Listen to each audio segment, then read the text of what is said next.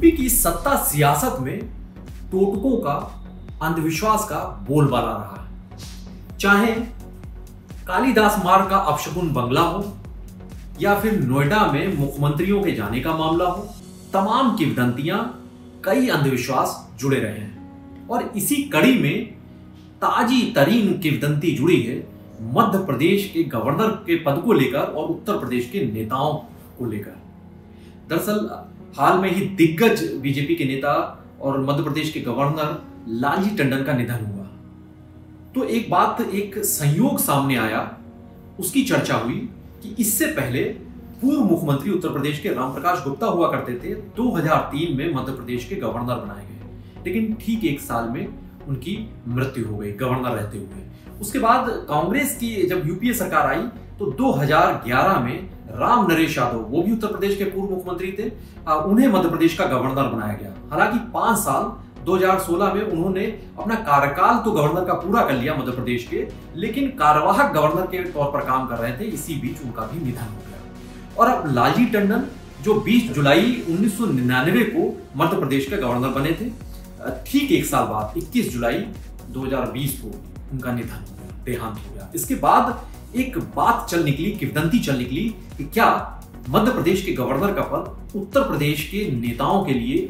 अपशगुन भरा है। दरअसल ये पहला वाकया नहीं है, इससे पहले भी अगर बात करें उत्तर प्रदेश में यहां पर मुख्यमंत्री का 5 कालिदास मार्ग का निवास है, उसके ठीक बगल में बंगला है 6 नंबर का, और ये 6 नंबर का बंगला अपशगुनी माना जाता है।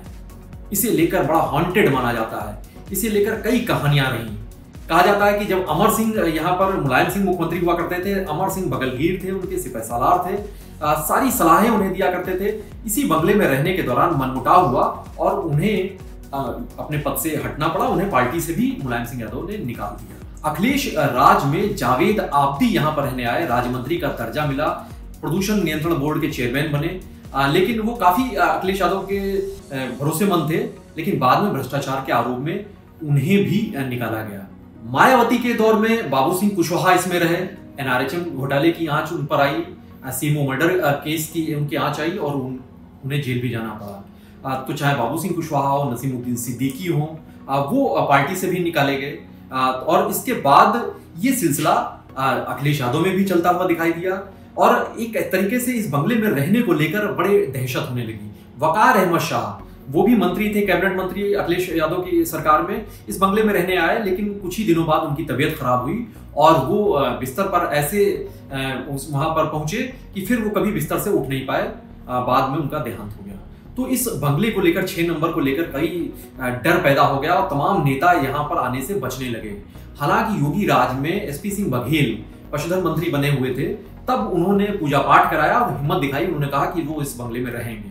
हालांकि वो भी इस बंगले में पूरी तरीके से पूरे वक्त नहीं काट पाए, उससे पहले ही वो सांसद बन गए और उन्हें ये बंगला छोड़ना पड़ा। तो ये बंगले की यहाँ पर गाथा रही, जिसे लेकर बड़ा अपशगुन, बड़ी कहानियां रही हैं। इसी बंगले में कहा जाता है कि पूर्व मुख्य सचिव नीरा यादव रहती थी, उन्हें नोएडा भूमि आवंटन घोटाले में जेल जाना पड़ा। प्रमुख सचिव स्वास्थ्य आईएएस अधिकारी प्रदीप शुक्ला रहते थे, वो भी जेल गए। तो ये बंगला एक तरीके से हॉन्टेड कहा जाता है और इसे अपशगुन लेकर, इसे लेकर कई कहानियां प्रचलित हैं उत्तर प्रदेश में। एक जो सबसे महत्वपूर्ण अपशगुन या किंवदंती या टोटका कहा जाता है उत्तर प्रदेश में, वो है नोएडा को जाने को लेकर। मुख्यमंत्री उत्तर प्रदेश का वो नोएडा जब भी गया, ये माना जाता है उसकी कुर्सी चली गई। ये वीर बहादुर सिंह के समय में से शुरू हुआ था 1988 में, और ये कहा जाता है जब वो नोएडा गए और उस वक्त नोएडा की बन रहा था, बस रहा था, और नोएडा जैसे ही गए अगले ही दिन उन्हें अपनी कुर्सी से हाथ धोना पड़ा। कल्याण सिंह भी नोएडा गए, उन्हें भी कुर्सी से हाथ धोना पड़ा। उसके बाद ये डर ऐसा बैठा कि चाहे नारायण दत्त तिवारी भी वो वहां पर जाने का हिम्मत नहीं जुटा पाए, मुलायम सिंह यादव हो, राजनाथ सिंह हो, मायावती हो, अखिलेश यादव, कोई भी नोएडा जाने से एक तरीके से एक बड़े सवाल उठने लगे। यहां तक कि जब राजनाथ सिंह मुख्यमंत्री थे उत्तर प्रदेश के, तो एक फ्लाईओवर का उद्घाटन करना था तो दिल्ली से उन्होंने किया। निठारी कांड, जिसकी इतनी चर्चा हुई, देश विदेश में चर्चा हुई, लेकिन उसके बावजूद मुलायम सिंह यादव नोएडा नहीं गए। कई मांग उठी स्थानीय जो वहां के नेता थे समाजवादी पार्टी के, लेकिन मुलायम सिंह यादव निठारी कांड के बावजूद नोएडा जाने से वो हिम्मत नहीं जुटा पाए। मायावती ने जरूर हिम्मत जुटाई 2011 में, लेकिन अगले ही साल वो सत्ता से बाहर हो गई। अखिलेश यादव का जब शासन आया तो ये कहा गया कि अखिलेश यादव तो नई सोच के, नए दौर के युवा मुख्यमंत्री हैं, तो लेकिन इसके बावजूद वो भी हिम्मत नहीं जुटा पाए कि नोएडा जाना चाहिए। नोएडा की तमाम योजनाएं थी, परियोजनाओं का उन्होंने शिलान्यास लखनऊ से बैठकर किया। एडीबी की बड़ी महत्वपूर्ण बैठक हुई जिसमें अंतर्राष्ट्रीय जगत के तमाम बड़ी हस्तियां आई थी, लेकिन नोएडा जाने की हिम्मत नहीं जुटा पाए अखिलेश यादव।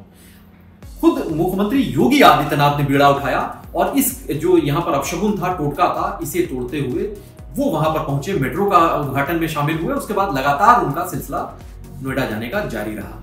तो एक तरीके से कहा जाए कि जो सियासत में जो भी टोटके हैं, जो अंधविश्वास हैं, किंवदंतियां हैं, वो बरकरार हैं, लेकिन सियासतदानों के लिए, जो सत्ताधीश होते हैं, उनके लिए कुर्सी का मोह सबसे ज्यादा होता है।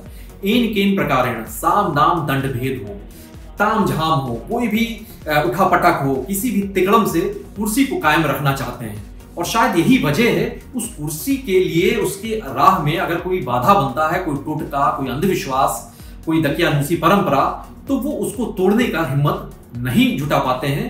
कम से कम उत्तर प्रदेश की सियासत में तो ऐसा होता दिखाई दिया है। अब जिस तरीके से मध्य प्रदेश के गवर्नर और उत्तर प्रदेश के नेताओं के बीच का एक कनेक्शन दिखाई दिया, एक किंवदंती बननी शुरू हुई है, तो अब देखना होगा आने वाले दिनों में उत्तर प्रदेश का कोई नेता अब अगर गवर्नर बनाया जाता है तो क्या फैसला लेता है, अगला कदम क्या उठाता है। क्योंकि जाहिर सी बात है, तमाम टोटके, परंपराएं, दकियानूसी, अंधविश्वास उसके सामने मुंह आए खड़े होंगे। नमस्कार।